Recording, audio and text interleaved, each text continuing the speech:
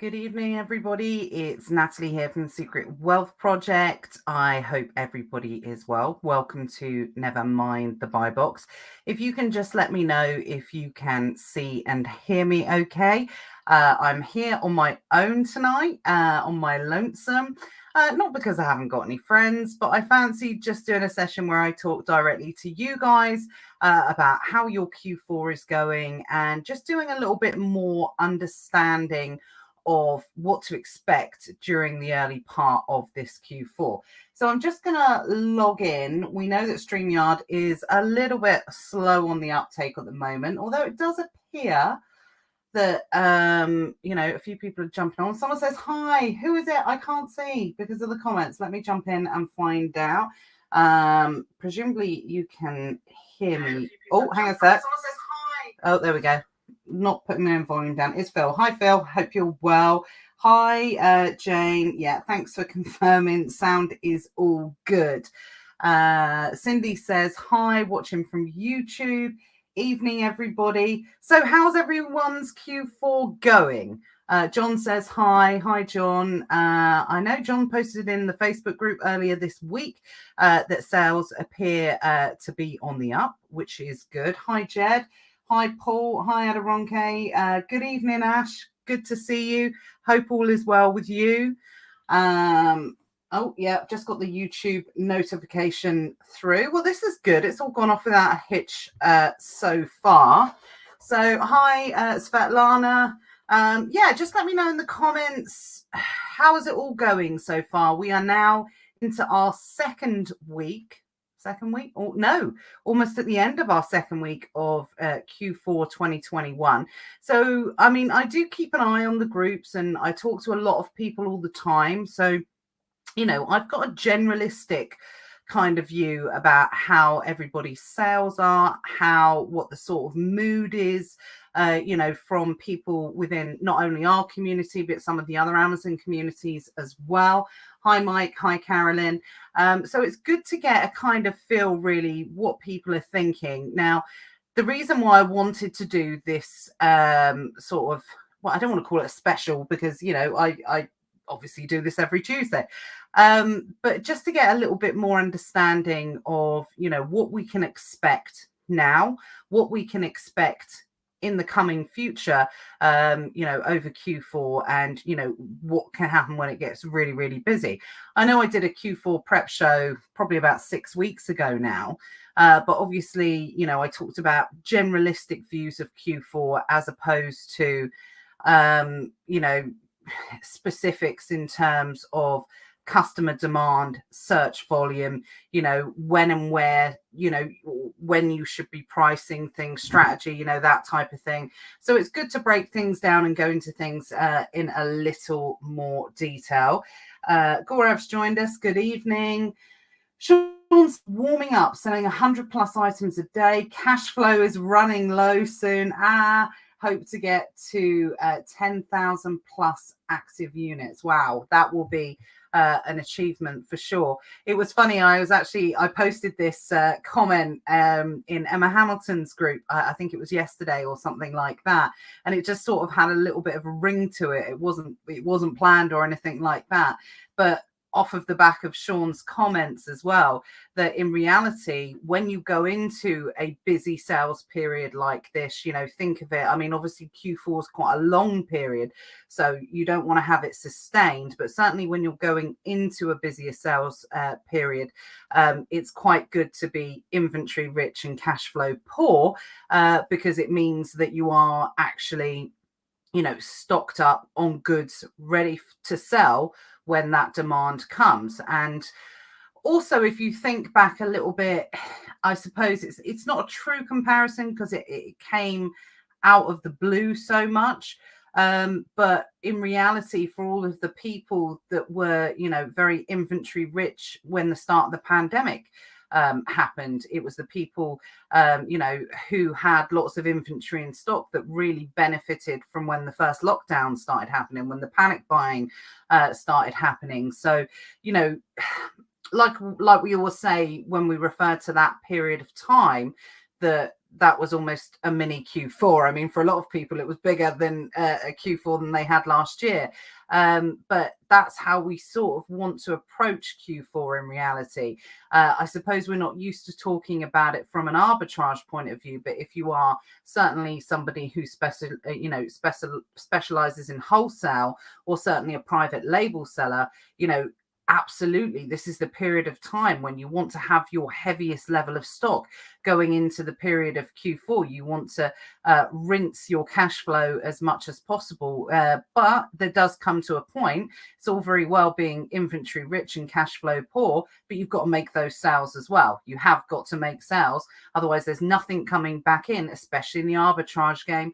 Again, it doesn't work like that too much in the private label world, because you can probably go a sustained, if you've done your projections, your forecasts, and you've got your stock levels right, then, in reality, you might not be making your new orders towards the end of Q4. So you can literally just sit back and watch the money roll in, as it were. It's a little bit different from an arbitrage point of view, because it's a constant moving, rolling level of stock. So, we do look at things slightly different in arbitrage than we do in some of the other models. But certainly if you are in a position where you have got lots of money in the bank, but you have got no stock, then that's something that you certainly need to start addressing now, because we are heading into that period of time where sales are going to start going up for sure. Lisbeth says, hi. Carolyn says, we're having that issue, selling okay, but constantly waiting for the cash. Yeah, it is difficult, especially since Amazon did, make the changes that they made a few years ago, where they restricted the payment cycle on Amazon, and it's approximately a 16-day technically payment cycle for anybody that has been selling for, I think Luke and I worked it out, I think it's like 3.5 years, close to 4 years. That's when they made the big change on daily disbursements. But certainly during Q4, it's good to, keep requesting money as quickly as possible. And this is where inventory management, buying choices, due diligence, but also pricing strategy and when to sell the items becomes so important. And I'm going to show you a couple of examples tonight on, when it's good to sit and, wait for stock. Because again, something I'm seeing a lot in the groups is people sort of saying price tanking's pretty high at the moment. Let me know in the comments if that's something that you are, is the bane of your life at the moment. I know a lot of people are waiting for the lemmings to sell out, for them to throw themselves off the cliff without any profit, as it were. So, what's the price tanking like? Let me know at the moment, because again, I think I mentioned this last week. Oh no, it was Matt last week. It was Luke the week before, and we were just talking conspiracies with Matt last week. But certainly for the first part of Q4, especially the first 3, 4, 5 weeks, that is the period of time where you're definitely going to see some of the highest price tanking that you will see any other time during Q4. And it's due to a combination of things, really. I'm not one of these people that will say, oh, price tanking's just down to new sellers and that's it. Because I think that's an easy excuse to say that, and it's a convenient blame, just to blame new sellers who may or may not know what they're doing. Because certainly my period of time in arbitrage, some of the worst price tanking came from the most experienced sellers. But at the same time, they also have their reasons for doing it, because it can be part of their pricing strategy, a little bit of margin mixing in order to sell a certain amount of units to push down the BSR and, and push up the sales velocity in order to speed through their units, compound their money a lot quicker. They're happier to take a smaller margin, so it all adds up and compounds to more over a certain period of time. Jed says, lots of price tanking going on at the moment with advent calendars. I know I could wait it out until late November for maximum profits, but I am making some good profits selling for cash on local Facebook groups instead, recycling cash quicker. Yeah, that's a great strategy, Jed. I think definitely the more we go into next year, I know that this is an Amazon focus group, obviously, but certainly, from my own business point of view, we are exploring other platforms, looking at different ways to sell things. I've been doing that for some time anyway as well. So I really do believe for longevity and future proofing your business, it's important not just to rely on Amazon. That's been a mantra that we've, talked about for a really, really long time. But the trouble is with Amazon, it's so sexy because, that's where the most sales are most likely going to come from. So people do tend to, not want to gravitate away from the Amazon platform. So, but it is important. There are some really great up and coming platforms at the moment, Etsy being one of them in particular, where a lot of people who I know, especially people within the unique bundle field and things like that, who are doing phenomenally well on those type of platforms as well. And I've even had people mention to me that at some points during the year that Etsy is actually even outselling some of their Amazon sales. So it's definitely important to look at different platforms, look at different selling mediums. Profit's profit at the end of the day, and it doesn't really matter where it comes from. That's how I look at it, and that's for sure. John says price tanking is the same every year at this time. Just hold fire and the sales will come. Absolutely. I'm an advocate of that. And now that we know that restock limits are not going to be so much of an issue for us this year, normal service and best practice advice can resume when it comes to holding prices for better profits if your cash flow allows you to do so. Certainly 2 months ago, 2.5 months ago, I was seriously concerned about Q4 from an arbitrage point of view for people that were going to have to wait to hold their prices for certain items, especially if restock limits were going to be an issue, because it meant that you can't, send in more items, and therefore it's going to force your hand to make sales before you physically wanted to make those sales. Because believe me when I say the volume, when it comes so quick, you won't know what hits you, from about mid-November onwards. Then absolutely the best practice, if you can, not across all of your items, but certainly price recovery does occur so much quicker during Q4 than any other period of time. Sometimes it even gets to the point where a listing can get so saturated, the idiots don't even have time to price tank it because the products are selling so quickly. So it's really important to find a balance within your inventory. And this is where Profit Protector Pro comes in really handy, where you can scour across all of your inventory and you can have a look at what percentage you're off the buy box. How close are you? Really paying close attention to that price strategy is going to come in massively important this year for sure. So that was the first thing I wanted to sort of cover tonight, was those restock limits. That kind of came out of left field a little bit. I'll hold my hands up. I was the first, I was one of the people that thought that restock limits were going to be a bigger issue than they appear to be at this stage. And no, I do say appear to be, because when it comes to Amazon, we can never be sure what they are and what they're going to do and what comes out of the bag. But I think even the people that looked at it from a positive point of view were not expecting the email that came last week through all of our inboxes that kind of pretty much said, oh yeah, we don't really have an issue with inventory anymore. Kind of send in as much as you want. Now, I know that a lot of people's restock limits, particularly on Monday this week, kind of doubled and trebled. Some of you guys, yes, you may not have seen much changes, especially if your inventory is on the lower side, if you're below 1,000 units.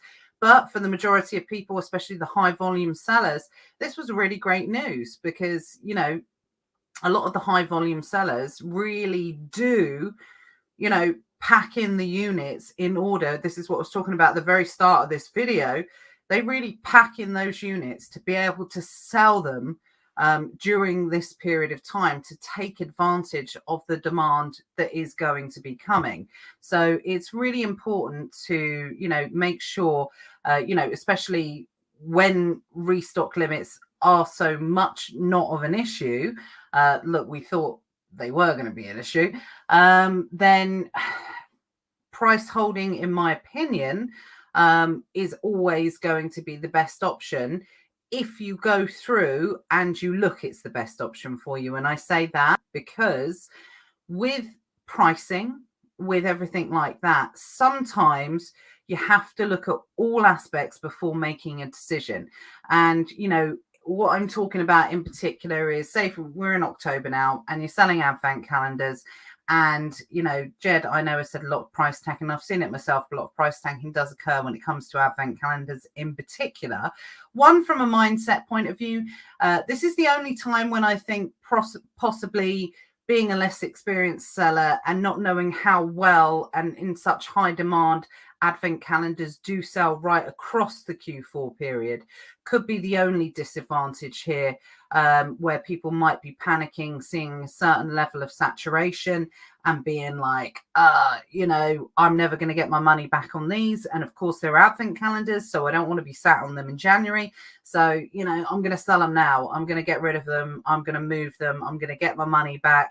Even if it doesn't mean making any profit, I'm just going to move them on because, who's going to buy advent calendars past the 1st of December? Well, let me be the first to reassure you, lots of people, and probably in some of its highest volume, believe it or not. Amazon customers are a strange bunch, where they tend to, do things that we don't expect. And certainly the first year that I sold on Amazon, I don't even think we sold any advent calendars because I thought it was too trend based. I thought it was, too seasonal. I thought it was something that people, I didn't want to get stuck with a load of advent calendars at the end of the day. But the more that you sell on Amazon, the more you realize that not only do they sell past the 1st of December, they do sell at odd times during the year. We've sold advent calendars in like the heat of the summer on the hottest day of the year in July before. Not in high volume, obviously. I'm talking about excess stock, or maybe something gets lost and it gets put back in your inventory, and all of a sudden you've got a Crayola advent calendar there that you didn't know that you had before. And then all of a sudden you see that it sells on, July 25th when it's 28 degrees outside. It's just, it's just one of those weird things. It's a supply and demand type thing. But like I said, with regards to advent calendars, there's no need to panic sell them, even if you see a certain level of saturation, because the demand hasn't really started too much yet for them. And when I say it hasn't really started, I mean it hasn't gone crazy yet. And the volume across advent calendars on the whole on Amazon is absolutely huge. Advent calendars is such a majorly searched term, which I'm going to go into and I'm going to show you a little bit more about tonight. Anyway, so any questions, let me know. But that's the first thing I wanted to talk about. Hi, Ahmed. Good to see you back on Facebook. I know you were off of it for a while, so welcome back. Good. I know Facebook can be a little bit funny in what it does to people, but yeah, definitely good to have you back as part of the team. Any questions, let me know as we go along. John Stevenson says, unless you need the cash, selling out before the end of Q4 is not essential. We have always done really well in January. Yeah, great point, John. This is something, and particularly if you were someone, 2 years ago before the pandemic started, that had high levels of stock coming out of the back of Q4. You did particularly well in February and March and April during some of those times during the pandemic. So yeah, absolutely. January is can be a really successful month on Amazon. And, I've said it, probably the thing I've said most over the years, that Amazon doesn't close its doors on, December 24th, and you're never going to sell anything again, for a couple of months until it all comes back up again. And especially now where people sell a wider breadth of of products on Amazon. When I first started, certainly we were very much deep within the toys niche, as were most people at that time who were selling on Amazon. But, most people sell a lot of products now that, cover a really wide variety of categories and subcategories on Amazon. So certainly, but then obviously people still buy toys in January anyway as well. So it's not something that you never really need to worry about too much. But yeah, have a look at the charts, guys.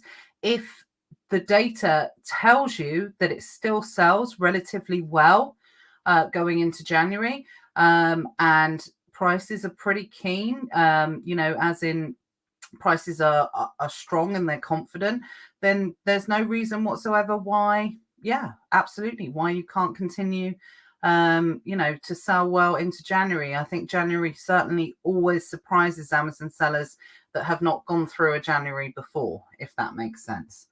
Ahmed says, thank you. I'm not naughty anymore. No naughtiness tonight, please.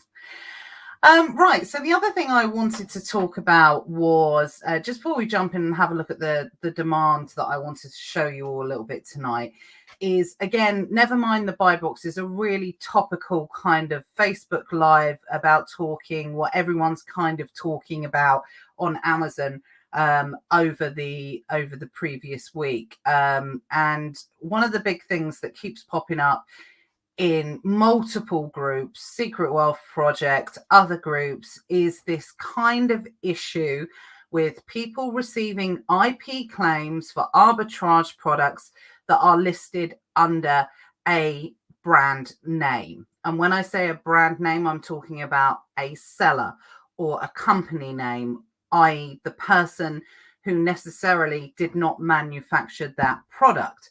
So again, I know that this is something that it's a real hot topic at the moment. It's really annoying people. People are getting frustrated. People don't understand why it's happening. I've got some angry faces coming in. Hopefully they're not for me. Hopefully they're for what I'm talking about. But I know it is something that,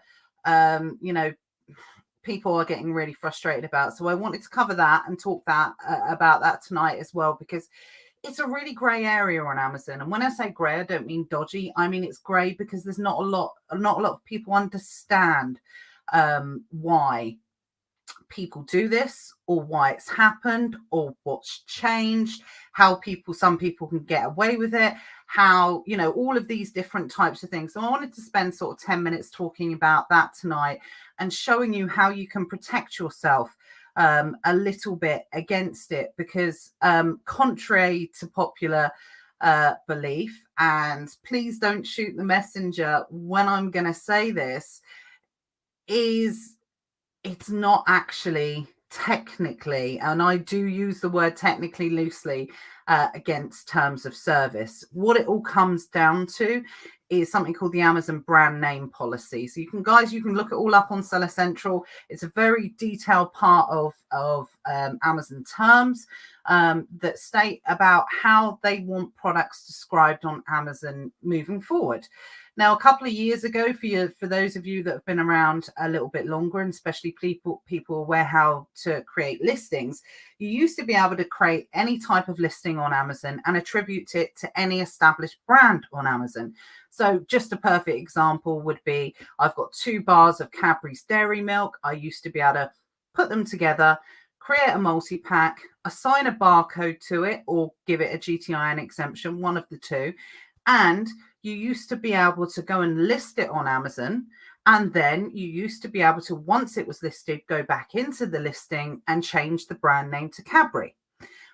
Something you cannot do anymore since Amazon introduced the Amazon brand name policy. And the reason they introduced the Amazon brand name policy is, and I kind of agree with Amazon on this, and again, don't shoot the messenger, they are technically right in what they're saying, is if you have the brand and manufacturer field, if you are putting something together, if you are attributing a barcode to that particular, product, What it's saying is the only person that really has the right to attribute a barcode to a product and call it under the brand is the brand itself. And this is why it's the brand name policy. This is the whole thing that they released. So they basically stopped everyone from doing it. They're saying, you know, the only way that you can list a product under the brand on Amazon is by using the manufacturer issued own barcode, EAN code, UPC code, whatever you're using. In Europe, we use EAN codes. So that's the only way that you can do it. So some of you might be confused if you found a product that's not on the Amazon catalog. Say, for instance, it's a Sharpie pen or something like that. Then if it's one single product and it's got its own manufacturer barcode on it, what I can do is I can list that product on Amazon, providing it doesn't exist anywhere within the Amazon catalog. And I can put it under Sharpie as the brand and Sharpie as the manufacturer, because I am using its barcode. That is how products are identified on Amazon. They're universal barcodes around the world. That's their product code identifier, essentially. And what will happen is Amazon will check that via the GS1 barcode database and say, great, this is a Sharpie pen, so therefore it matches Sharpie. I can put it under the brand and I can put it under the manufacturer. So that's absolutely fine. It's a single product and I'm using, a product barcode that's been issued by the manufacturer of that particular product. So with bundles, with multi-packs, or with products that maybe have been updated by the manufacturer. Because again, I know some of you out there will think, well, hang on a sec, I've tried to list a single product on Amazon before and it's given me an invalid barcode. Well, sometimes what can happen is, say, for instance, this is Sharpie, black pen 1.0, and I've used this barcode to list it on Amazon. Well, what can happen is Sharpie, this isn't a Sharpie pen, if anyone hadn't worked it out, by the way. Sharpie, what they can do is they can discontinue this one because maybe the lid doesn't work properly. So they will create a new product, but what they will do is they will give it a new barcode.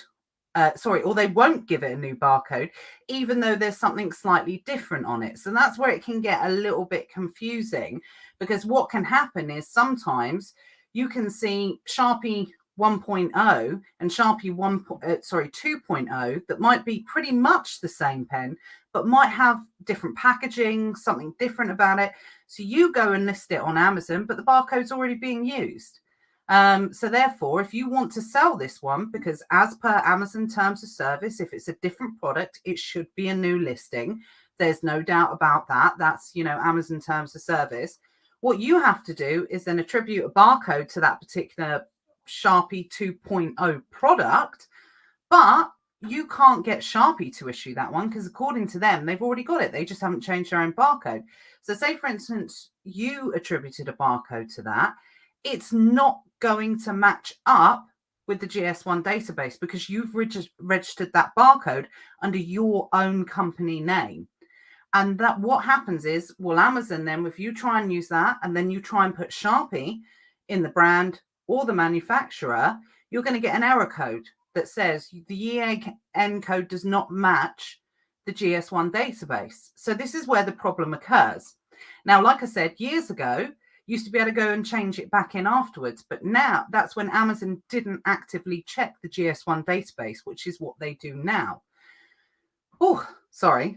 That's why I didn't want anyone on with me tonight, because I knew it was going to be, a lot of talking. But so, I've lost my train of thought now. So when you create your own products, you are not the manufacturer of those products unless it's a private label product. So if you are taking someone else's brand, even if it's a bundle or a multi-pack or a single item under the circumstance that I just explained, you are not the manufacturer. So you do not have the right to put it under that brand because Amazon deems it as you have created that product. You have manufactured that product.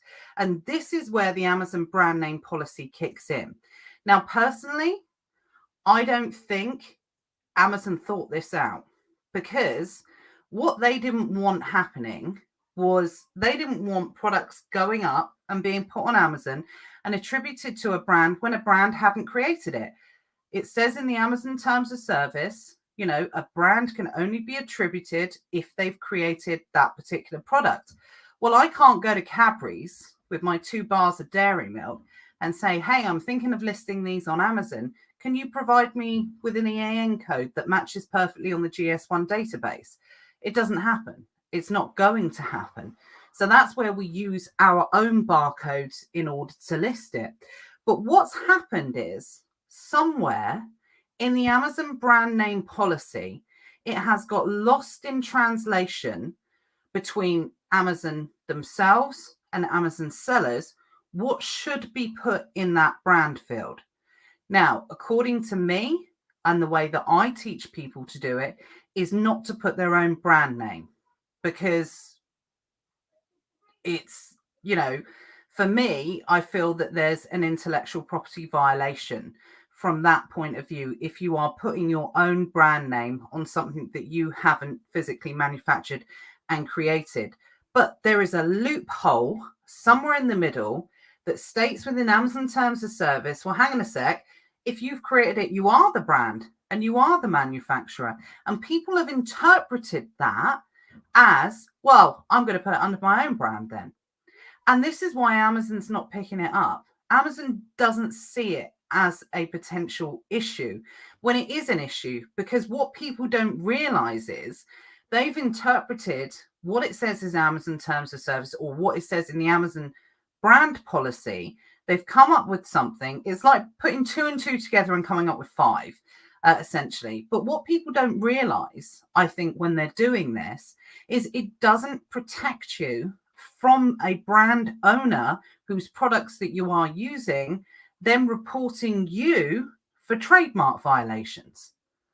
So that is something why I would never encourage anybody to put their own brand name when they are creating a listing on Amazon, or a brand name that is the brand manufacturer, because you're going to get a suspected IP claim based on that anyway, because of the potential issues that come later on.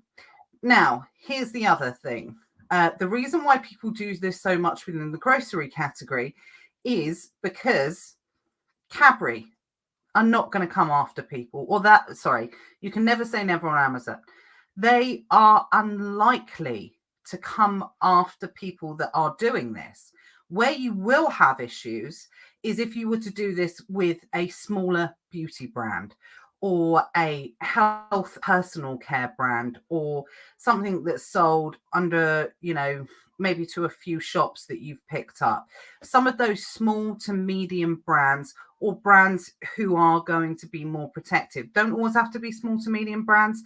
They can be large brands. We know brands like L'Oreal have always been really protective of their IP and things like that.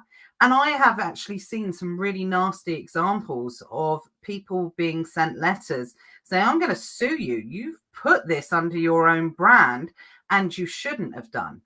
But with Amazon, it is something that, with the lowest hanging fruit, people are prepared to take the chance. So that is why people are doing it. It's because there's a loophole in the Amazon terms of service that people are interpreting. So the other thing is then, why are you all getting IP claims? Because you look at it and you say, okay, well, that's fine. It's 2 arbitrage products. I can sell that. There's nothing unique there whatsoever. There's nothing unique about the listing. There's no one else's IP involved, because that's something completely different again. So how can you stop this from happening? How can you protect yourself from this happening? Because again, I know a lot of people are really frustrated. One, they think it's against terms of service. It's technically not. And Amazon are going to continue to allow it until they pick up on it, which is something they possibly could do in the future, and clarify and change some rules and, and make differences about it. Of course, I'm hoping it is something that Amazon do pick up, because like I said, it's a loophole that they'll probably end up closing at some point changing things or whatever. What they're going to change it with, I've got no idea though, because they haven't, they haven't really thought this through. They've taken away the ability to list it under the brand, but they've invited people to list it under their own brand. And, in reality, they haven't made any provision for the people in the middle that do not want to list it under their own brand because they're scared of potential consequences. So you're in this kind of unknown space that Amazon haven't clarified.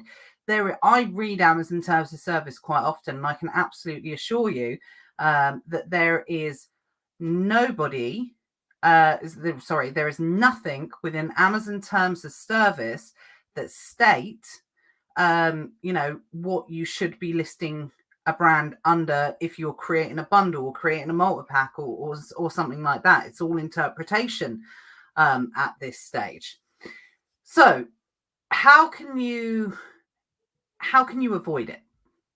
How can you avoid it? So I'm going to go through and I'm going to show you an example how to avoid it. And hopefully this will be helpful to help. It's just an added level of due diligence, because what's happened is, people who are using this loophole, sellers that are using this loophole, rightly or wrongly, I'm going to sit on the fence on that and be Switzerland. I know some people say good for them. I know some people are saying, well, that's not fair. But let's face it, this is Amazon, so we all know what is fair and what isn't fair when it comes down to it. People are not understanding how they're receiving an IP claim from another seller. Well, it comes down to the fact that they're registering their own brand, generally under a trademark. Now, there are two ways that you can issue an IP claim to a seller on Amazon. Most common is to do it through brand registries, where you have to have a registered trademark and you have to go through that process of registering the trademark and then going through the process of brand registry on Amazon. And there's a report infringement section on Amazon under your brand manager, where you can do this really easily. You can set up alerts in brand registry to trigger when people use certain words, certain names that are attributed to your brand. So it's really sophisticated how people can get caught out especially when listing products, creating new listings and things like that. So it's the brand registered sellers that are doing this, that have gone through the process of brand registry, registering their brand on Amazon, that you want to be more afraid of, because it's easier to do. Now, I have seen people doing it with brands that are not registered but just have a whitelisted or an unregistered brand on them. My opinion, those people are going to be less likely to issue you an IP claim under those circumstances, because they don't have as much power as someone on brand registry. So I'm just going to quickly run through a few comments, just go through and show you the example.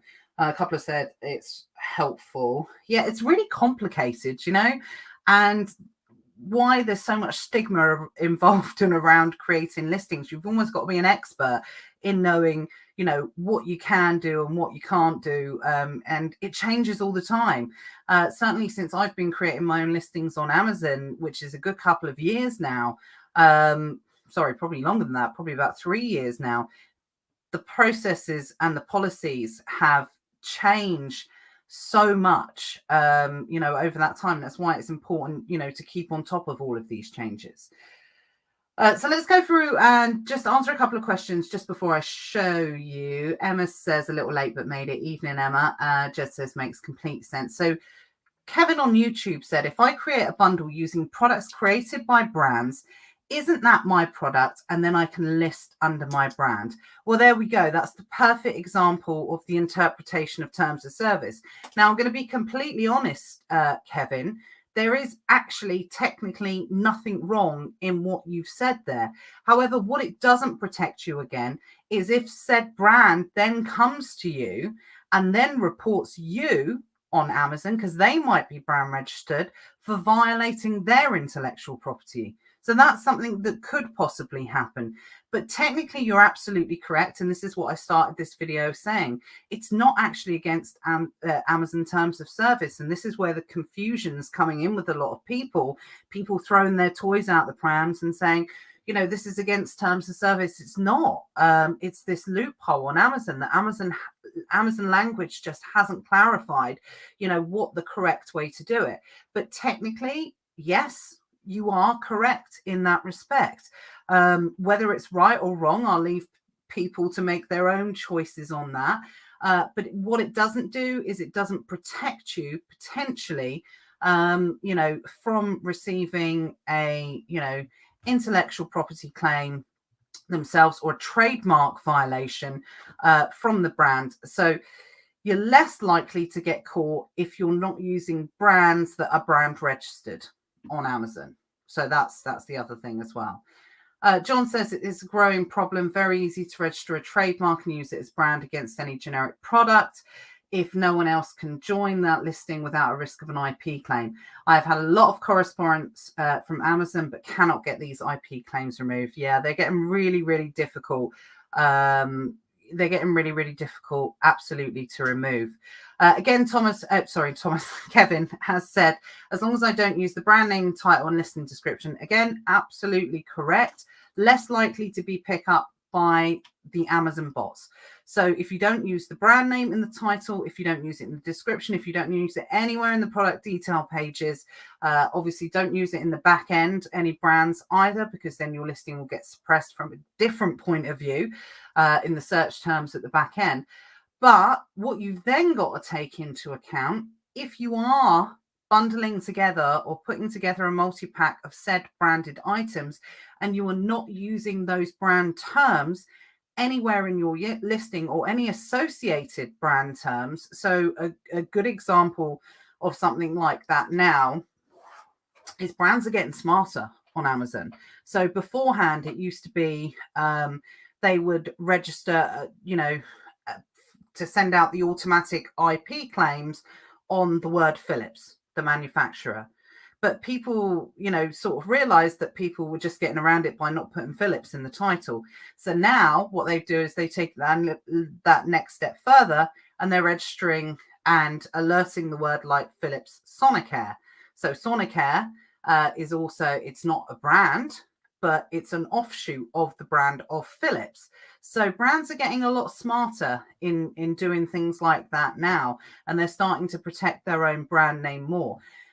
But what you've got to ask yourself, Kevin, is if you do not put your brand anywhere in the title and it's a branded product, unless you're really smart with external keywords research and you're very good at looking at other people's listings and pulling out the keywords that are driving it, you have to remember that those type of products are going to be brand driven on Amazon. The reason why they're coming up in searches for customers are looking for that product is because they're searching from the brand and the brand name. So if you do not have any brand terms anywhere within your listing, then it's less likely that you're going to get a lot less sales than you would if you have those brand names in your listing. So you kind of stuck between a rock and a hard place a little bit. You know, the easiest way, the most important thing is, you know, if doing it like you said, is just making sure that the brand name is not in the title and wording it in a way that you are making it clear that you are not the brand. So that's something that's really, really important to do moving forward, and something that will be really important moving forward. Unless Amazon address this, which I'd love to think that they would, because like John said, it's a growing problem. Unless Amazon address this is going to cause a real problem for arbitrage products moving forward, because the more people that register and create products under their own brand and then start issuing IP violations without any consequences coming from Amazon, the less products everyone's going to be able to sell on, you know, on an arbitrage basis. So I know that creating listings using brand names is something that Amazon is looking at the moment. But how that will be communicated, when it will be communicated, what action is going to be taken relating to that, we don't know. But of course, it's something that we will keep you updated on, or certainly I will keep you updated on if I hear about in the future. Right. So someone said, how do I appeal an IP claim? Oh, that's Mike. From a seller using this approach. Well, again, it's the standard way that you would approach it. Stuck between a rock and a hard place a little bit again. If they give you an email address to reach out to the complainant, then you are well within your rights to contact them and ask them to retract the claim. Again, something that can be done through brand registry really, really simply. Don't have to be brand registered to retract an IP complaint, but it's easier done through the brand portal. So you can reach out to them in any other way that you would for any other IP claim. And you can say, I'm sorry, I didn't mean to. I didn't realize it was branded, even though you know full well it isn't. If it's just more important to get the IP claim removed from your record, that's the only way that Amazon's really going to allow you to do that if you get a retraction moving forward. So that's an option, but only if you get their email address. Now, I have heard some people saying you can contact the seller and you can do it via Messenger. You can do it through, the internal contact us through Amazon.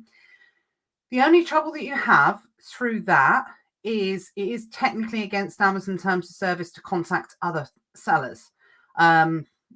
Yes, again, it's not really clear what you can and what you can't contact other sellers for. I think when Amazon put out that rule, they sort of said it along the basis of, okay, you can't do it because they didn't want people, sort of collaborating on price or, price fixing and, hey, stop putting your prices down. If we both sell it at this, we'll get far more sales for far more profits. Whether or not you can reach out to another seller to try and get the IP claim removed. I'm not a suspensions expert, so that could be something that I can clarify with Karen and the team to see whether or not you can do that. Because if the seller takes it the wrong way and, comes back at you and then reports you for an abusive message, then, that's an issue on Amazon as well. So it's whether or not you can contact them through that for the purposes of that. Something that Amazon doesn't make 100% clear, but I will reach out to Karen and the team and find out whether that's an acceptable route to go ahead and see if you can get the IP claim retracted from that point of view.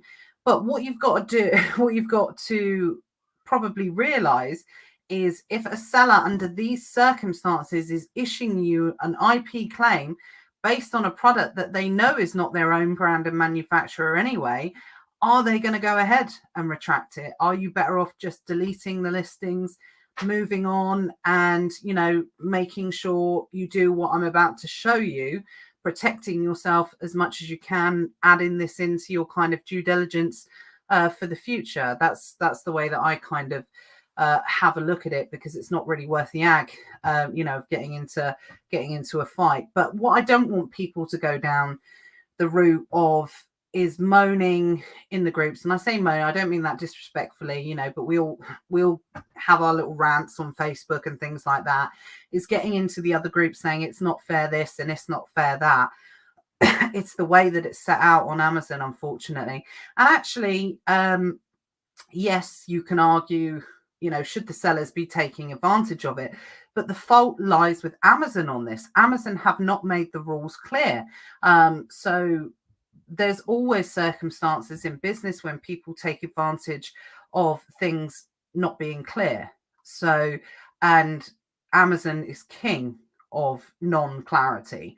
So let me go through and share my screen. Hopefully we'll get onto some search volume stuff tonight, but I know this is such a hot topic for people.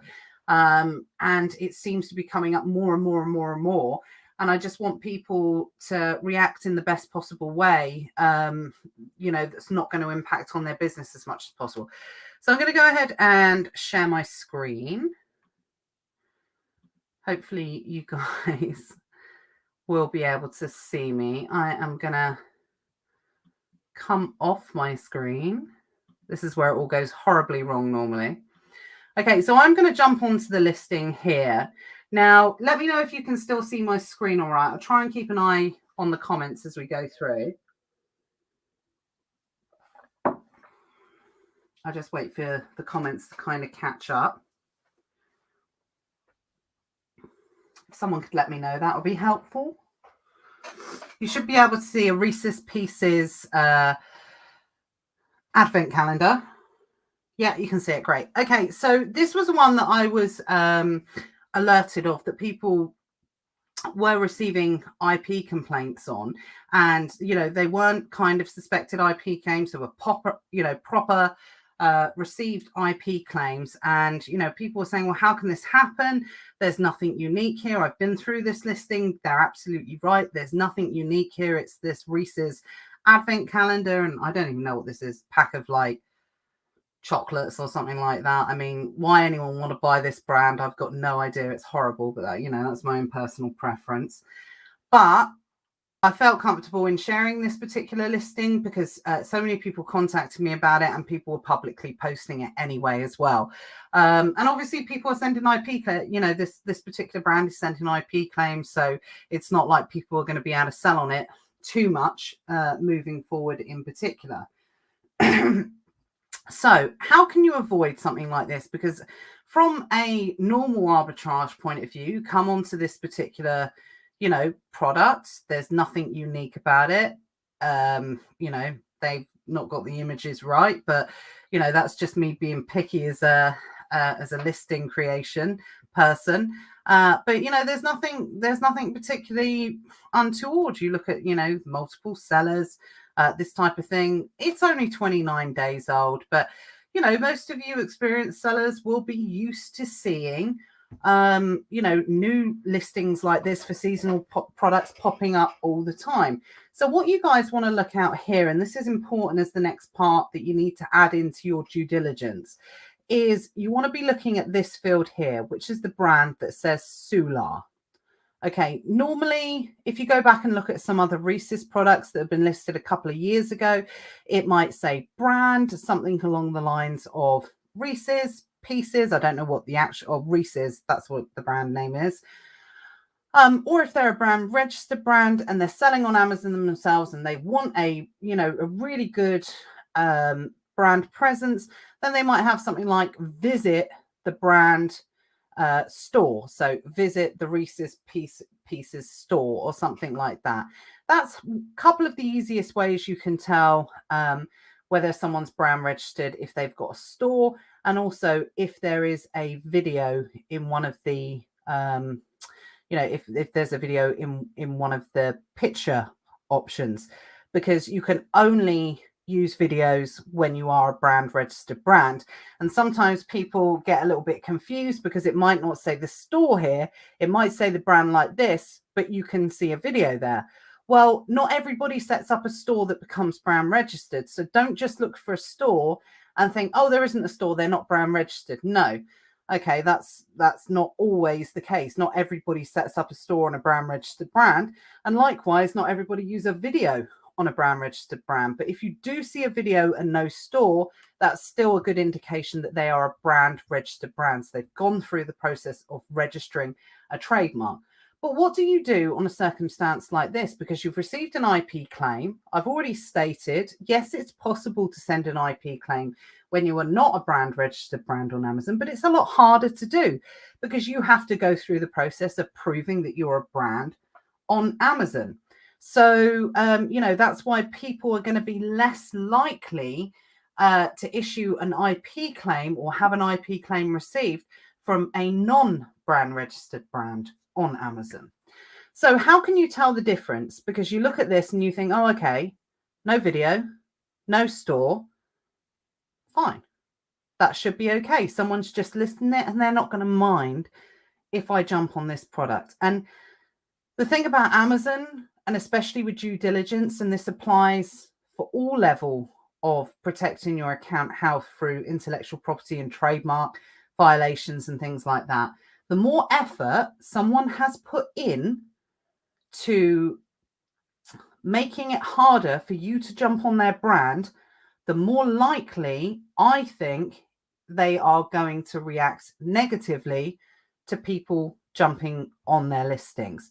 So, how can you tell this? Well, the simplest way is if someone's taken the trouble to do this, it depends on the age of the listing. This listing's only 29 days old.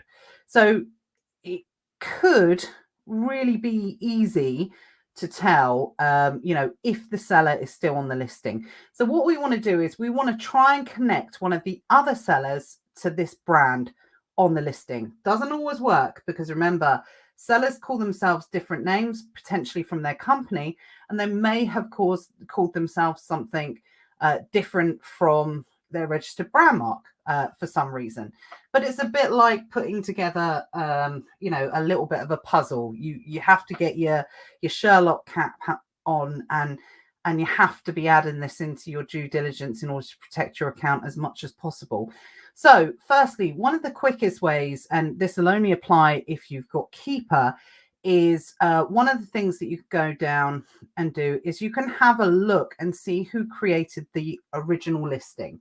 Now, whoever created the original listing sometimes may not necessarily be the first seller on there, but putting your Sherlock cap back on by act of, deducement, then it's, going to be more likely whoever created the listing is going to be the first seller. So what you can do is you can go back and you can click on the buy box here. And what it can do is it can tell you who the first seller was. Now, like I said, it doesn't necessarily always mean that that is the first person that is going to sell it. And in this case, it doesn't always match up. But for those of you that didn't know how to do that, you can. And make sure you hit the pink line and not the buy box, because that potentially can tell you something else. You can also go into the data.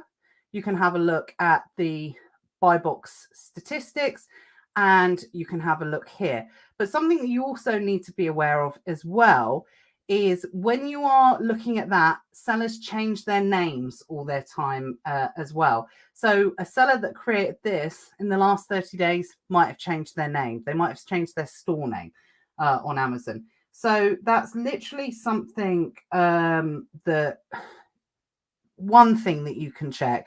But this is definitely going to be the least reliable because sellers change their name. So what you want to do is you want to go on and you want to try and see if you can find. Now, I'm not going to pretend, go through the process that I don't already know this because it's pretty disingenuous.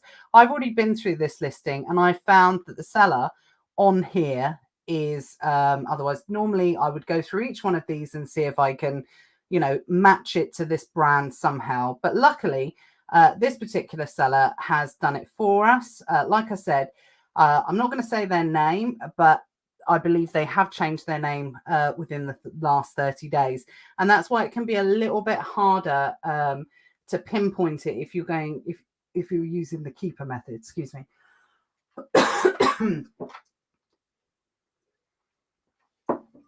So what you then do is you go into the seller, you take a look on there, and you're looking for the business name.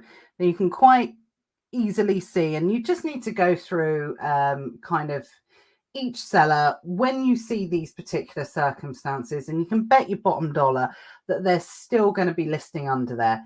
If there's 50 sellers on there, you've got to ask yourself the question, is this going to be worth my time to do it? But if your account is in, at risk or poor health or something like that, you might want to ask yourself, do I want to take the chance and it's worth me putting the time in to have a little bit of a look?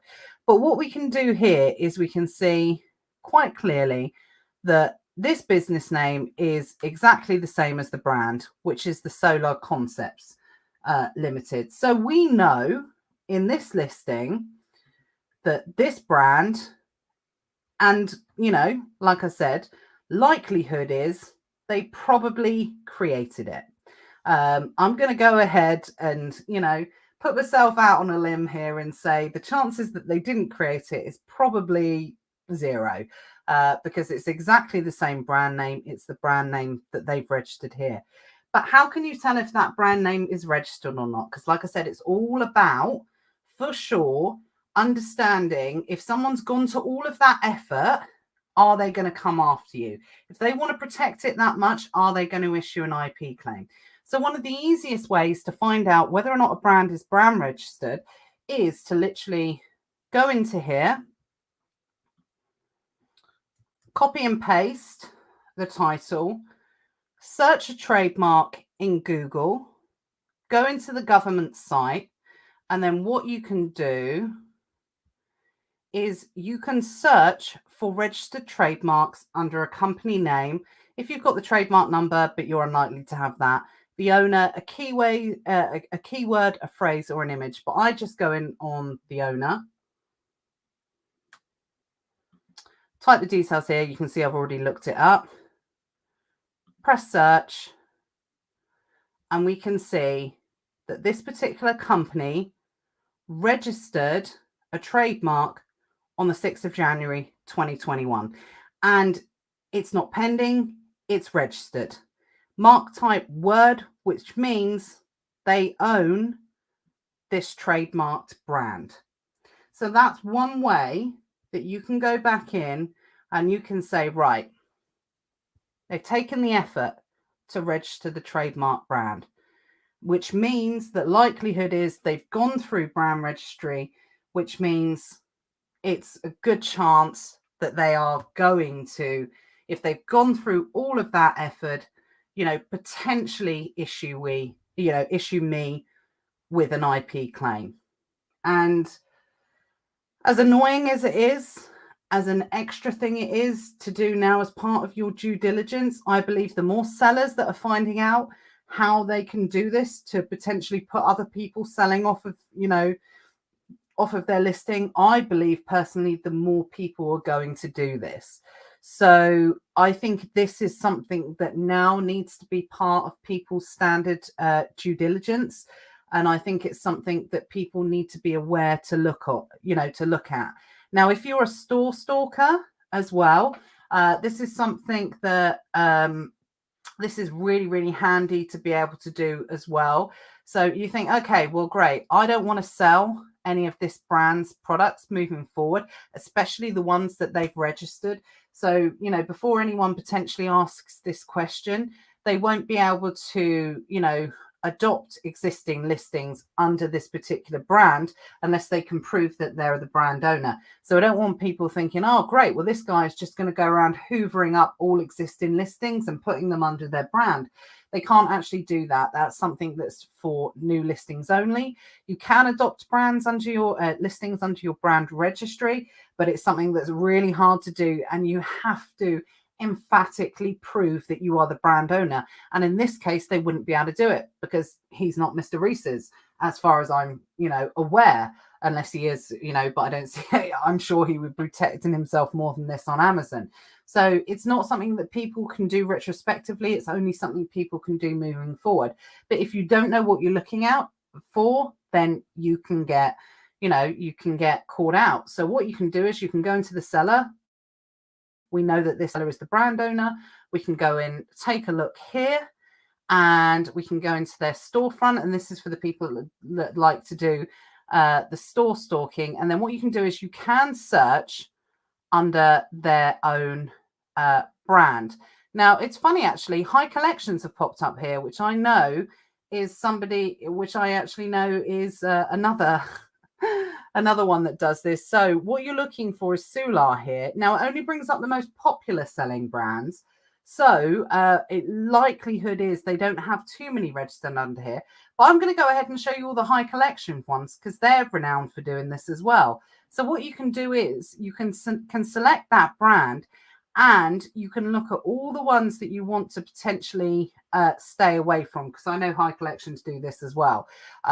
So not in this case, obviously, they're not going to have all the High Collections one because, in reality, they're obviously selling someone else's unless they're connected to this brand in some way. But you can go through and you can look at it and you can search just to see if there's any other listings that you want to stay away from that are being controlled by this brand as well.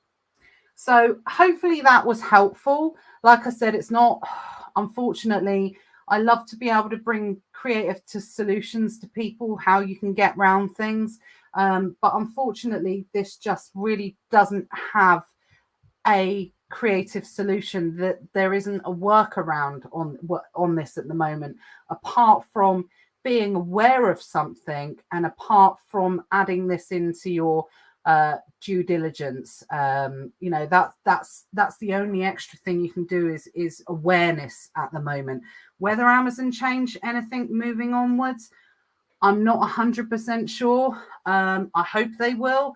I hope that they can add more clarity to the terms of service relating on this, but whether they do or they don't, I don't know, unfortunately. So it's something that we just have to keep an eye on, and we'll 100% make sure that if I hear any changes and anything relating to this, I will let you know.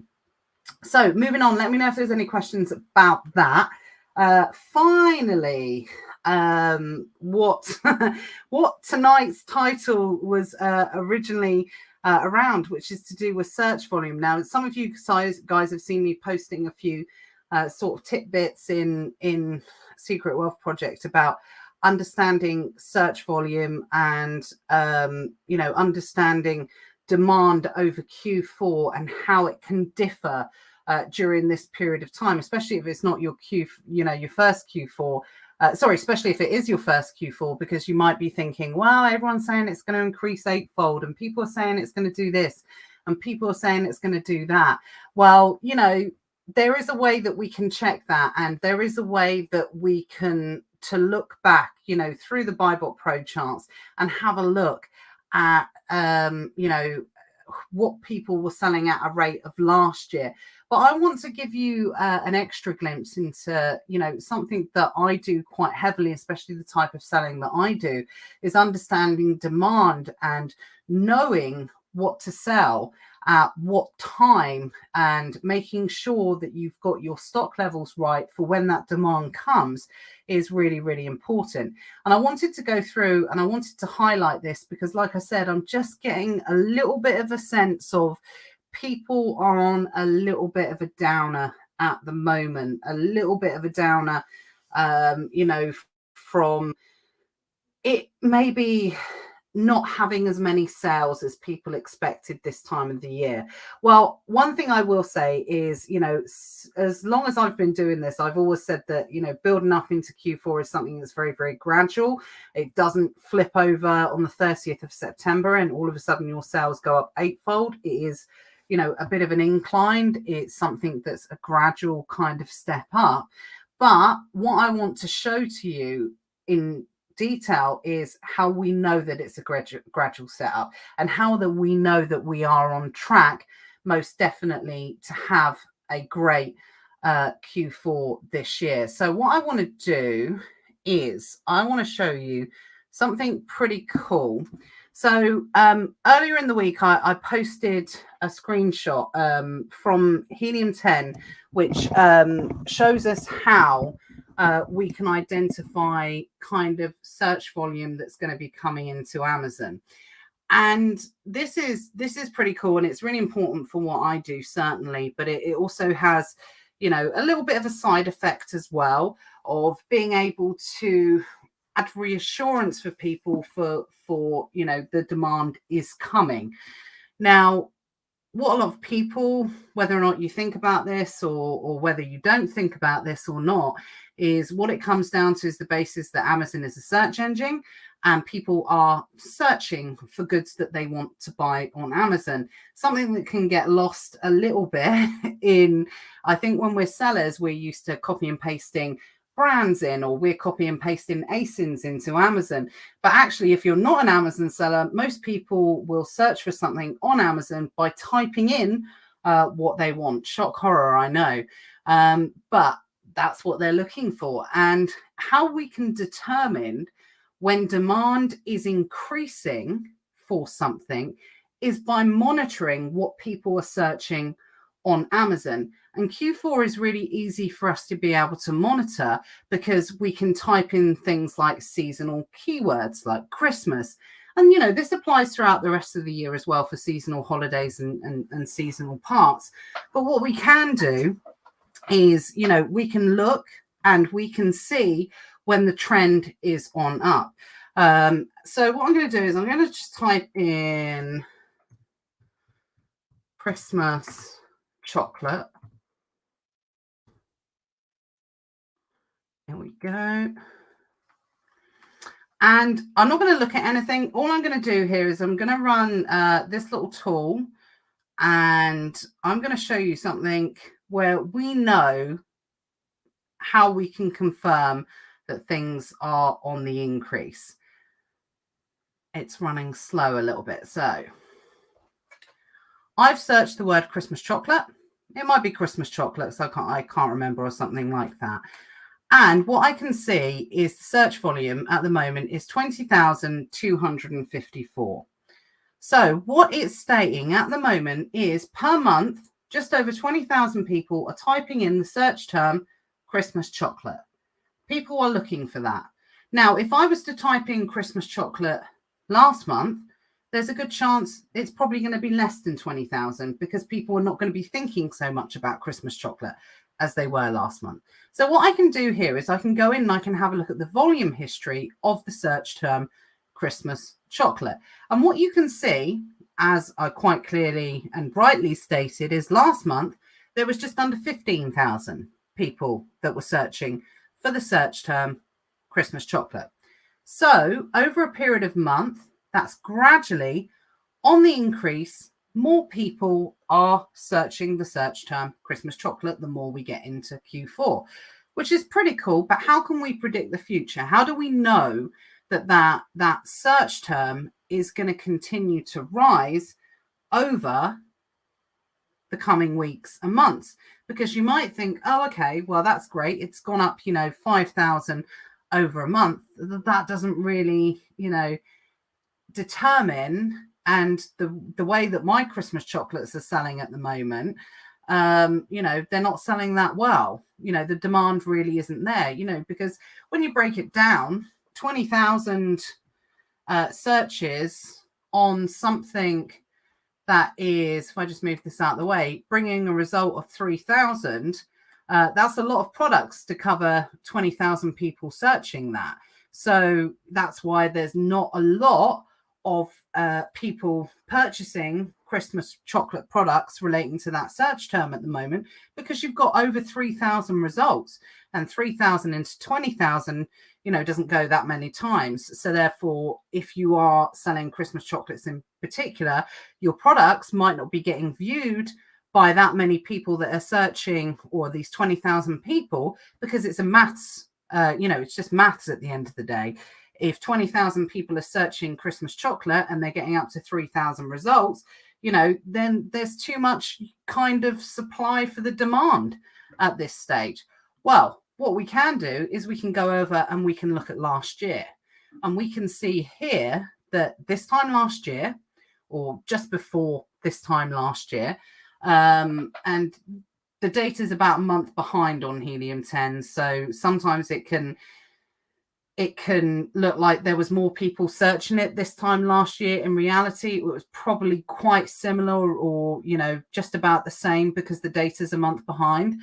But what we can tell is between October and then going all the way up to the peak in December, we jump from, 20 odd thousand. And it might be hard for you to see this, guys, because obviously the screen's really, really, really, really small.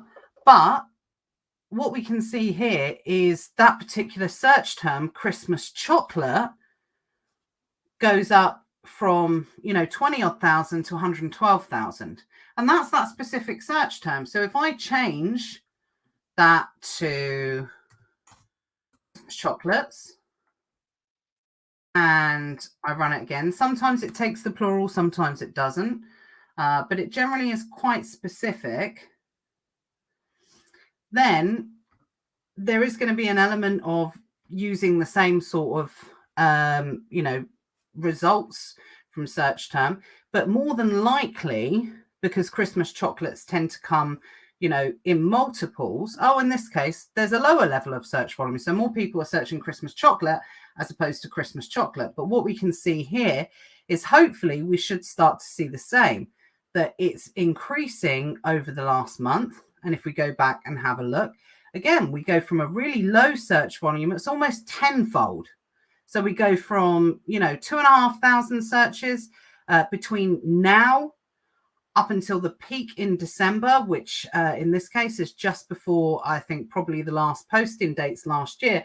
We can see that the search volumes increased almost tenfold over what people are searching for. So therefore, if there is going to be 10 times more people searching over that period of time, then I'm not going to go as far as to say that you're going to sell 10 times as much, because that's when conversion, you know, price, variety, different offers and all these different types come in.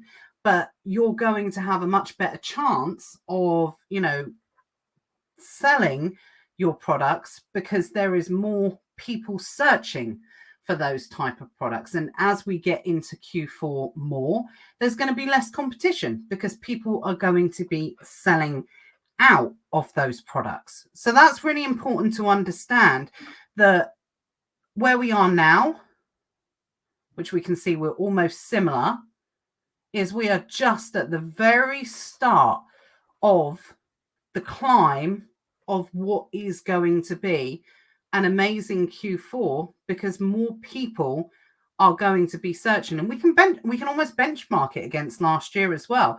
Yes, we're down a little bit, but like I said, the data is a little bit delayed on this type of thing, and it's good to look back retrospectively. But what we can see is we're almost pipping the same as what we were last year. And whilst the future doesn't, you know, the past doesn't always indicate the future, and the guys in ESA hear me saying this all the time, it's a really good indication, and it's a good benchmark to benchmark against ourselves for knowing when the good times are going to come. And we're at the very, very start of that kind of mountain climb of demand increasing at the moment. Now, of course, there's lots of things to take into account with regards to different factors. I personally believe that we might not see such a big peak this year. We might see more consistent higher level months between November and December because of shortages, you know, because of shelves being raided, furlough coming to an end, all of these different types of things. So there are a lot of different factors that we want to take into account for sure. But one thing we know is by looking at this data and looking at the search volume, we know for sure that there is, without a doubt, you know, we are at the very, very start of this. So that's just, I want to reassure people and make it clear that demand hasn't come yet. And what's happening is probably you're seeing a combination of the demand not coming and people being very inventory rich at the moment. What I spoke about at the very, very start of tonight's episode is everybody's inventory rich. Listings are highly saturated, but the demand hasn't started yet. It hasn't increased yet. So therefore, it can kind of spread like wildfire a little bit, a feeling of negativity, a little bit like, oh, okay, well, this is supposed to be Q4. Well, it's pretty crap. Well, Q4 hasn't really started yet. And you're dealing with higher levels of competition because people know that Q4 is coming. So they're putting their ducks in a row and putting their inventory in place, ready for Q4 to start. So that's how we know, you know, and that's how we can make judgments that we know that we're only at the start, and you shouldn't get too frustrated, you know, even if you're seeing a little bit of a reduction in sales at the moment. But the other thing which I wanted to add on tonight's Never Mind the Buy Box as well, is it's all very well you saying kind of demand's increasing and it's doing this and doing that. Well, if everybody's got so much inventory, it's going to take me so long to sell out of all of my products that, you know, I'm going to be sat on my products for ages, or the price is tanked, or this and that. Well, the other effect of demand is it also increases sales velocity as well. the biggest thing that we benchmark in the arbitrage world ourselves on is, the bestseller rank. That's how we determine a lot of the time, how many sales or, approximately estimated sales, how many sales a product should be selling per month. Well, BSR is never constant. It's only a snapshot in time. So you really shouldn't be basing all of your buying decisions on that. But one thing's for sure, and again, it's one thing that if you've been selling a few Q4s, you'll probably know this as well, that numbers change. A BSR in March is not the same value as a BSR in December. And likewise, for the same product, it's not the same for a product in September or November. It's constantly changing. And the amount of sales that could be related to that BSR are changing depending on the amount of demand that's coming in. So say, for instance, I mean, this never happens. I just tried to find an example, but it was practically impossible to find one. If you had all year a toy that was at a 3,000 seller rank that sold pretty much at 3,000 seller rank from January all the way throughout December, you would think, oh, okay, well, it probably sells, 100 units a month, 150 units a month, whatever, the estimated sales relate to that. So therefore, it's going to sell 150 units in December. Well, no, that's not right. Even though the BSR is exactly the same in December as it is in August, you would think logically, well, it's going to sell the same amount of units. Well, again, that's not correct because demand has increased and there's more people looking for it. And the BSR might not change, but the amount of people that is looking for that product has changed, and therefore the amount of people that might buy that product changes, even though the BSR might change because seasonal products come in. What might not be non-seasonal products get pushed out and new products come in. So it's a constantly changing market. So I wanted to just show you a quick visualization of what is something where you can have a look. So I'm going through all different listings, and you can see that from some evidence that different BSRs are different at different points during the year. But sorry, I didn't say that very well. The same BSR at different points during the year will result in a very different amount of units being sold. So what I'm going to go on is I'm going to show you an example here. Now, this is a really popular kind of private label product. I often use it for examples for things, and I always try and use examples that I use most of the time, so I'm not exposing people's products as much as possible. So what I want to do is I want to show you and have a look at the BuyBot Pro chart here. And what we want to see is actually, this is, it's a pretty consistent seller over the last 90 days. BSR doesn't really go above, 1,500 and doesn't really drop too much below. Well, it does go sub 100 at one point, but it's pretty consistent in the toy world. But what we want to look at is, in reality, if we want to see how many units that's selling now, I can just put it into BuyBot Pro, and I can have a look at the estimated sellers or estimated amount of units that particular product is selling. I can make my buying decisions based on that. But in order to show you an example, I want to show you how it can really differ. So I'm going to go back and I'm going to have a look back at this time last year, and I'm going to have to go back a little bit further. And I want to show you a period of time in September. So actually,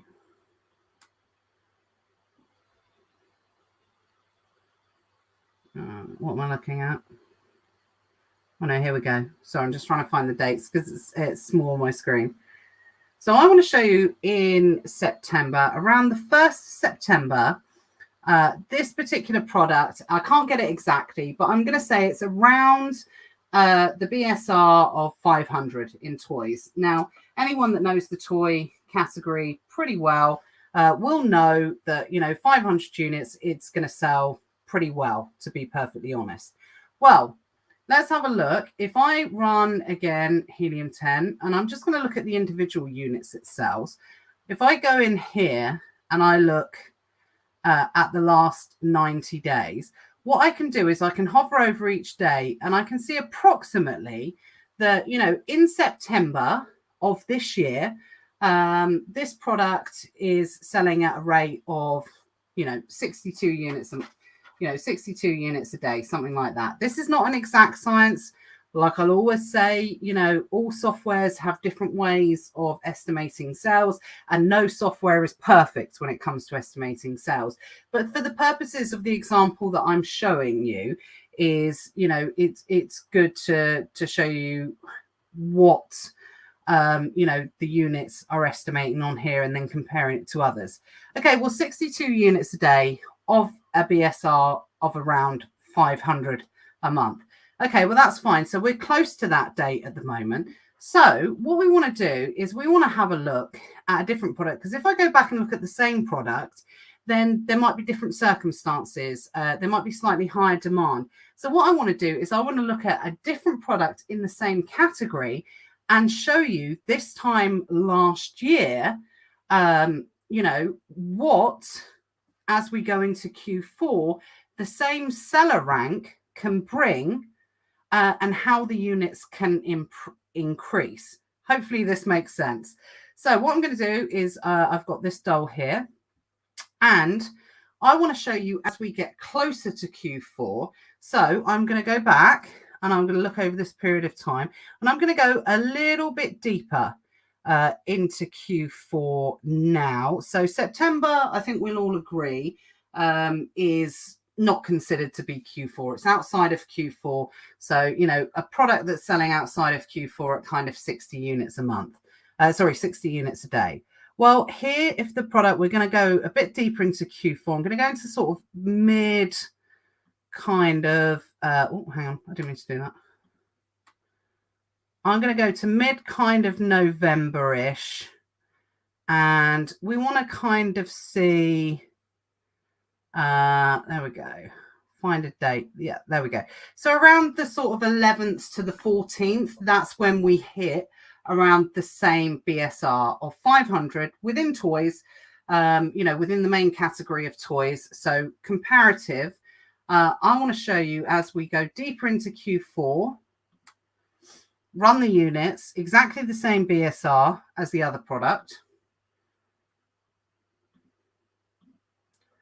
I'm going to go back and show you at around that sort of time, all of a sudden, and again, I appreciate it's hard to see, around the sort of mid-November, we've now moved up to 125 units from 60 units. So as we've moved deeper into Q4, we've almost doubled the amount of units for exactly the same BSR. Now, of course, it's not an exact science, because a BSR line is continually moving, over weeks. And the closer and the deeper we get into Q4, that becomes, more obvious. But we've gone from a period of what is considered not Q4, getting into the time where it's just about to kick off before things start get really crazy during Q4. So what happens then if we go a little bit deeper into Q4, into around Black Friday, and just before it kicks off and gets really, really crazy? Well, then we can take another toy, which is, I think some of you guys might know what this particular game is, but again, it's still within the toy category. What we can do is we can go back, we use BuyBot Pro, and we have a look. And again, as we get a little bit deeper into Q4, we're getting to sort of the end of Q4, something like that. And we're looking at, where are we? Dates are a little bit hard to see. Let me scroll down a bit. So again, well, it was a slightly higher BSR, towards the end of Q4, but we'll have a look at it. But again, we go from 125 units for a relatively similar BSR within the same category, run this again, have a look at it over this period of time. And then all of a sudden, as we get towards kind of the end of November, then as we get into that, as we go back up, towards the end of November, then all of a sudden we're at 400 units a month. So we've gone from 60 units, 400 units a day, sorry. Then we go from 125 as it starts getting a little bit fruitier. But as we start getting into what is the biggest peak around that kind of Black Friday weekend window, we're seeing that sales have almost, quadrupled, actually more than that. They've gone up pretty much 8-fold, which is what the sort of multiple that we talk about with toys in Amazon, that sales can increase kind of 8-fold in the period of Q4. But what you've got to remember is that it's a gradual increase. It's not something that happens overnight. But one important thing to remember is, and that was pretty much the same BSR all the way through. Like I said, not an exact science. It's, it could be 100 out here or a 200 out, whatever. But overall, it's pretty much about the volume of understanding of how that increase can come, and why, if you are in a position where you're sat with lots of inventory and high levels of competition at the moment, you cannot judge it on, in reality, what you would at any same period of time outside of Q4, because it's not the same. I hope that makes sense. Let me know in the comments if it does. But again, one final warning, what goes up must come down. So the same rule applies as we come out of the peak of Q4. And this chart is, it's pretty relative of what we see. I mean, this is a crazy selling product on Amazon anyway as well. But in the same respect, I think probably the rank has changed here. But as we know, a rank attributed to heading towards the peak in Q4, unit sales will increase. It works the other way as well. So as we're coming outside of the peak in Q4 as well, those individual unit sales where demand is dipping will start to go down. So don't think, oh, great, we've hit the peak in Q4. That now means for the next month, right up until Christmas Eve, I'm going to continue to sell the same. Possibly it could happen. It could increase even further if people start panic buying that particular product. But generally what happens is that last payday peak in December, except for all the last minute shoppers out there, that's when we see the volume increase the highest between then and the next 2 weeks. So any period of time after that, it works both ways. The demand will start decreasing and unit sales will start becoming more consistent in what they are outside of Q4. Hopefully that makes sense. So let me jump back in. I'm going to do some questions, if there is any. Let me know, was that helpful, guys? I hope it was. And, what it was, the objective was really was just to give you guys a little bit of reassurance. And there is method to what we say in terms of demand, being so important. And that demand hasn't even started yet. And understanding that demand can really help with a lot of things that you do and decisions that you make throughout your buying, your pricing strategy, when to sell things, when not to sell things, when to hold back on stock, when to send stock in. Should I sell it at this price or should I wait for it to sell out? All of having that deeper level of understanding of, when the busy times occur and not just going on, gut instinct and saying, okay, well, I'm sure it's going to get busier towards Christmas. Well, yeah, you're right. But we can also take that next step and understand that as we go in to Q4, that the demand hasn't really started yet. That's what I'm trying to say. Okay, cool. At least it made sense. Let me know. I bet this is Sean that says that. If we get a lockdown, we'll get more sales. That's got to be Sean. I'm sure it is. Paul says, I've seen that bundle somewhere before. Absolutely. Yes, it was Sean. Q4 hasn't started yet. You're just seeing the warm up, then it'll go bonkers. Yeah, absolutely. And that's what I said about my kind of post this morning. Or yesterday. It's Q4, if you were considered Q4 to be a hurricane, it's a bit breezy at the moment. That's the comparison to what Q4 peak is to where we are now. It's just getting a bit breezy. You might have to put your cardi on or something like that, but the storm has not hit yet, for sure. Philip says everything's taking along nicely at the moment. Cool. Yeah, Q4 will last longer this year because the days are much more favorable. I think Christmas Eve is on a Friday, which means pretty much where you saw the peak in a lot of those examples there was the 19th. And that was because of, posting dates. I think it fell awkwardly last year. This year, it can't fall any better in terms of posting dates. We will get a longer sales period in December this year than we will last year. So better opportunity to really take advantage of those final few crazy days before Christmas. I seem to have lost the comments for some reason, so I'm going to have to go back, but I don't know who's going to say them, unfortunately. How do we know? Darren says, how do we know those searching for Christmas chocolate aren't Amazon sellers? LOL. Well, there is going to be an element of that, obviously, but believe me, Amazon customers outnumber Amazon sellers by a huge amount. So I'm going to take that as the one. But yeah, I do search Christmas chocolate quite often. So yeah, it might be skewing the figures a bit. But yeah, overall, they outnumber us, probably, I don't know the figure, probably like 10,000 or 100,000 to 1 or something like that. I'm going to go back and see if there's any questions relating to the IP stuff.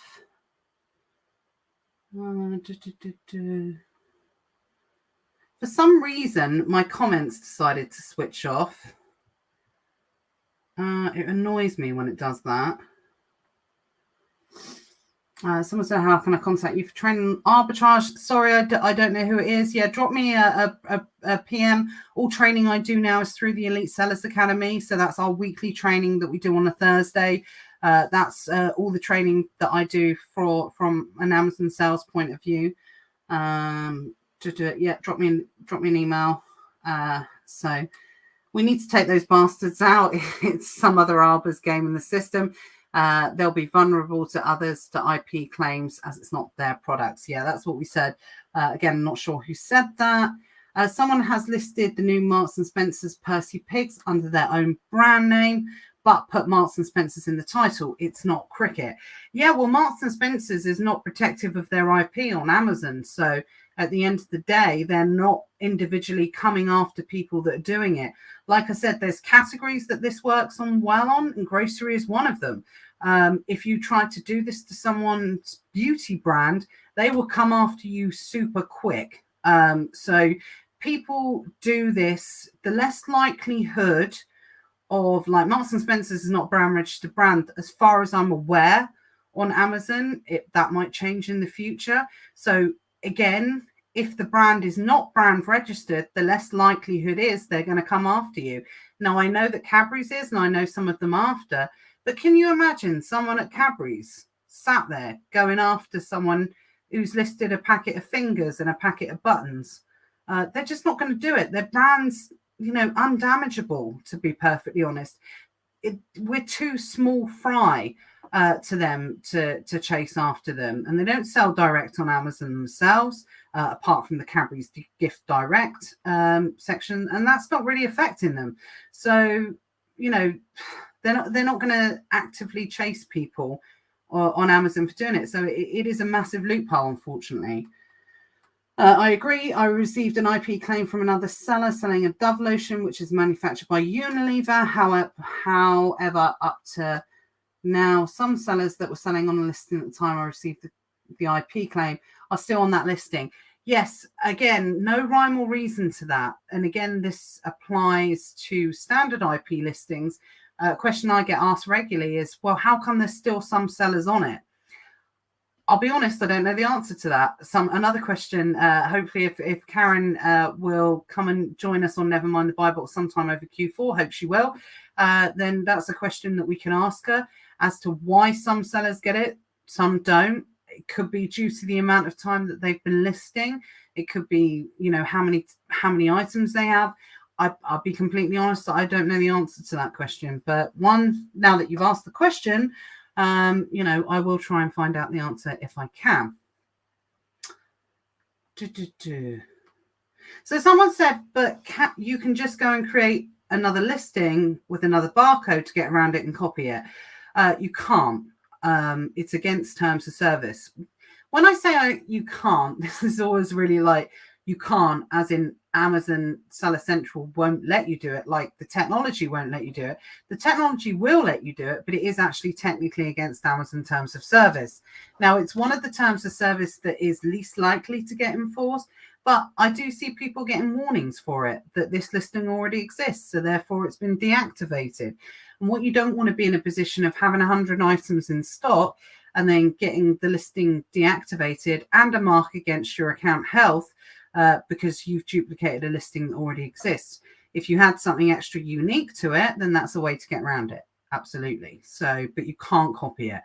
Well, you can copy it, but it's against Amazon terms of service. Yeah, I know someone's already said that.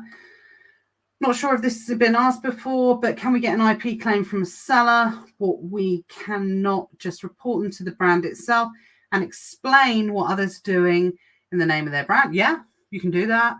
Absolutely. But whether that fall on deaf ears, some people will be more bothered about it, brand owners, than other. But yeah, there's no reason why you can't do that. Yeah, absolutely. If you've already sent some stock into Amazon for one of these listings, what's the best way of getting around it quickly without getting an IP? Is it to close the listing before it arrives? Well, not all sellers get all IP claims, and I know that's going to sound like the most unhelpful answer, but if it's the one that I showed, I do know that that particular brand have been pretty aggressive. But if you do want to do that to protect yourself against it, and you've been through the due diligence that I went through tonight, and you've established that they're a brand registered brand. Oh, and by the way, guys, any of these brands that are doing this, please make sure that you report them to the team at BuyBot Pro as well. I know it's not essentially a brand as such like L'Oreal, but because it's in the brand field, if we are reporting the brand to BuyBot Pro, then it will be an extra IP warning that comes up. I don't see any reason why the team can't add that in. I don't know if Karen or Holly or anyone's watching tonight, if that's the case. But, I don't see any reason. So it's just that added extra warning alert that makes you think, oh, okay, there's an issue here. Let me have a look at it a little bit further. So, if you do get one of these, do refer it to the team at BuyBot Pro, and it can be added onto the list, unless, Karen says they can't do it for any other reason, but I don't see why they wouldn't be able to.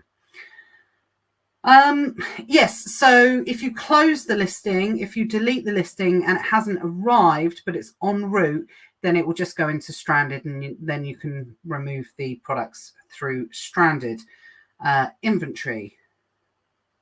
Oh yeah, someone already said that. Okay, I think I'm up to date. Thank you. A few people saying that's helpful. Andrew says chocolates for life, not just for Christmas. It is in my house. It is in my household for sure. So yeah, Phil, your name never comes up on here, unfortunately. For DOC request listing removals, I have been recreating listings a little bit different to the last one to get around the removals.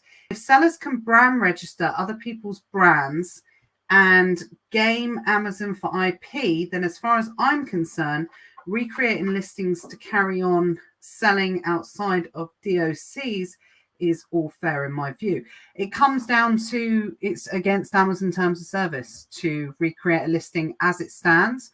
The only way that you should be creating a brand new listing is to add something unique to it, not even changing something in the listing. I understand what you're saying, but it needs to be a different product. And the only way you can do that is by adding something unique to that listing. That's the, oh, I dropped my phone. That's the only official way around it.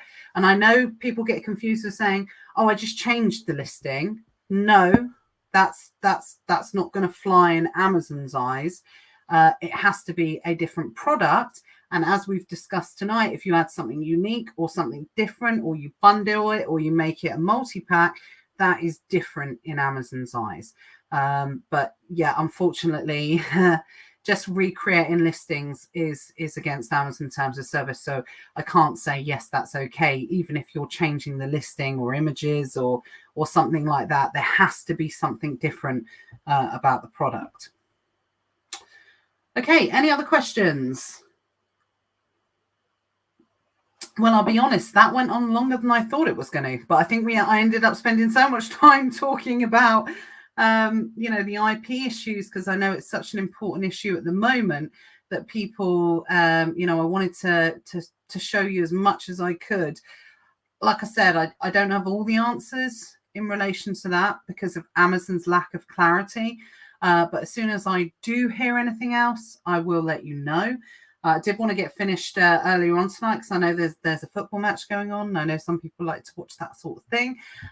So sorry if we ran over a bit tonight, but hopefully everything that we spoke about, I hope has given you a certain level of value.